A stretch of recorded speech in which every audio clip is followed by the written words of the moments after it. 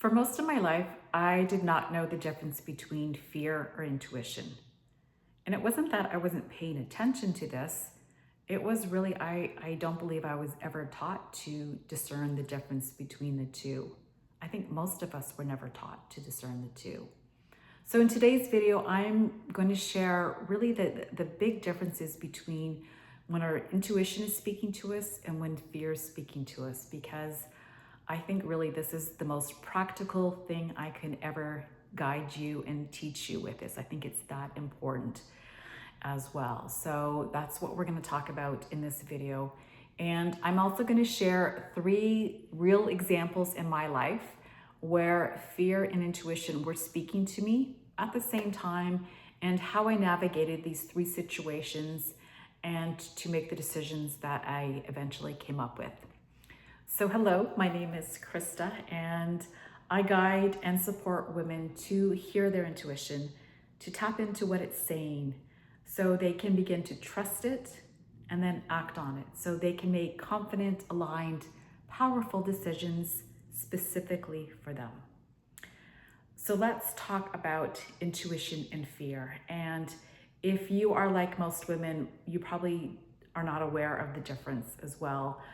We weren't taught. Most of us were taught as young people just to manage fear, like to push through, and it's just part of life. And that's what I was thinking too. And we were never taught that our intuition is a separate intelligence systems. We were kind of taught when you have fear, you run, and that's what's going on. But our intuition is a very intelligent system in our body. Everyone has access to it, but it was never revered or prioritized. So therefore, we didn't really use it the way it is really designed for us to use. And really, once I started to understand the difference between fear speaking and my intuition speaking, it was really life-changing. It just, once you get it and you see it and you start to notice it, it really allows you to make really empowered decisions moving forward. And you know this is coming from yourself, and it's a big difference. So yeah, so first of all, where do I start to? I want to explain the difference between fear and intuition. Fear, first of all, is your ego speaking to you. And your ego has one purpose in mind. Your ego is designed to keep you safe. That's its primary purpose. And safe might be all different things. It doesn't matter if you're trying to grow and evolve. It can be anything. So our ego tries to keep us small and keep us in our comfort zone, keep us where we are. Don't try that thing, even though you deep down want to try it. No, that's scary. Fear will allow opinions of others to come up. Like, why would you do that? You'll have other people's opinions. So if you are someone that doesn't want to hear anybody else's advice or their negative opinions, you will run away from that as well too. So our ego can't recognize the difference between actual growth and the thing itself. So really, that is our ego's main job, is to keep you safe. That is primary job. Stay alive, just stay put. It also feels very loud. It feels urgent, like ASAP, you need to do this thing right away. It also feels very constrictive in the body, like it keeps you feeling like you're small. It's not that expansive feeling, so it keeps you small. It also does the what ifs, like what if this happened? What if this happened? All those mind things that go on, that all those possible worst case scenarios, that is your ego speaking, definitely. So this is just how it starts this way, where intuition is very different. Intuition, it's deeper than our ego, and it's much quieter. It's calmer. It doesn't do these absolutes. It stays with you. It's very subtle. It doesn't just kind of come down that you need to act right away. It will stick around for a long time. It doesn't need you to be pressured to act right away. It's very calm. It's very quiet. It doesn't argue with it. It just knows. It's like this deep knowing. So that really is the difference, first of all, of the difference between our intuition and our ego. So I think that's important to know. Intuition's keeping you safe always, and intuition is calling you to do something deeper, something bigger. Even if it scares you a little bit, it's expansive. It's wanting you to grow and to evolve. So if you've got something that you're thinking about, you can ask yourself that question. It's calling you forward. So we want to be able to learn and discern the difference between what our body is feeling. All right. So that's the big difference. So now I'm going to share with you 3 real life examples, things that happened to me that were is this fear, is this intuition, and how I navigated, because they were both present. They were both present, and they were big decisions in my life. And so I want to share with you, because sometimes an example can be helpful. The first one was leaving my career. I had a career that I had worked at for quite some time. It was easy. I was good at it. I was paid well. I had great hours. It was a great job, like no question about it. People would have loved to have my job, and I was getting this feeling like I needed to leave. I needed to retire and do something else. And it was coming up over and over again. Logically, I thought it through. My ego was involved. Like, why would you leave this job? What are you going to do for money? You're crazy. What will everybody think? All of these scenarios would come up. What if this happens? What if that happens? Again, this is my ego coming in this situation. And it was like this for quite some time. You're crazy, everybody would love this job. So this happens, or so, like all these scenarios were coming up. That was my ego speaking up loud, and it was loud. It wasn't really a friendly conversation in my head. So that what was going on with my ego, where my intuition was speaking much softer. It was guiding me. I knew it was guiding me towards something different, something bigger, even though I didn't really understand what it was. It was patient, because it took me quite some time to leave this job. I have another video about that, where I go in more depth about that. But it took me quite some time to eventually leave that job. And it stayed with me. My intuition was guiding me the whole way. It hung out with me. It did not pressure me that I needed to do this right away. It felt right in my body. So again, this is one situation where my fear ego was barking this, and my intuition was speaking in a very different voice. So that was the first real life example. And I did eventually leave my job that I had done for quite some time. And so happy that I did. So happy that I did. I didn't understand at the time. So happy.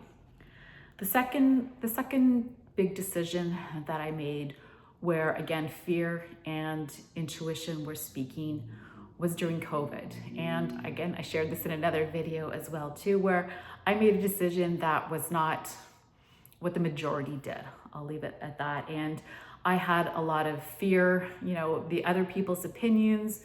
What are they gonna think? Are you doing the right thing? It was loud. I was, everything was coming up with that. It was, you're crazy. Everything was kind of yelling at me that I needed to trust everybody else, not myself, and just follow along, do what everyone else is doing. This is the right thing. You'll be safe, everything like that. Everyone will shame you. And also here on my other side was my intuition speaking to me. And it was telling me that what I was feeling was accurate, to trust it, to not betray that inner knowing. It was gentle, it was calm, it knew. There was very different feelings. I had them both going on at the same time, and I ended up kind of listening to my intuition and going down that path. And again, I'm so happy and so pleased that I trusted myself with that decision. It wasn't easy, but it was the right decision for me personally. And I have no regrets with that at all. It was a great decision for me. And the third decision might kind of surprise you. And that decision was letting my hair go natural. I had wanted for years to let my natural hair color come in. I had dyed it for quite some time. It was a lot of time management, a lot of money, a lot of, going to the hairdressers a lot.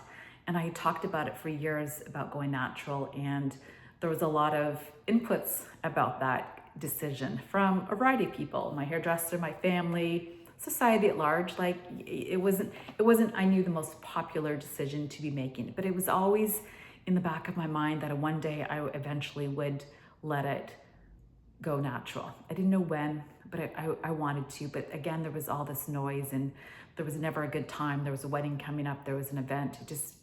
There was never the right time to do it. So I put it off. And then in the spring of 2020, when all the hair salons closed, I remember distinctly exactly where I was when I got this download idea on my walk, because I was walking alone a lot at that point. And it was, now's the time. This is when you do it. Let your natural hair color come in.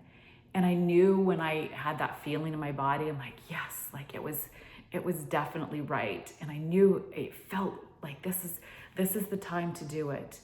And I remember when I got back into my home, my husband and daughter were there, and I announced to them, I'm not coloring my hair anymore. And I think they kind of chuckled, and they didn't believe me. They might have rolled their eyes, and they're like, yeah, we'll see, because they knew I'd been doing this for quite some time.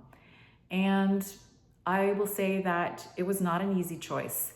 I also had the whole, you're too young, you're gonna look old, you don't do this, you're gonna look like a nana. Like, I heard all the comments come in, and but also I had my intuition speaking to me, telling me that this is the year to do it. Follow through.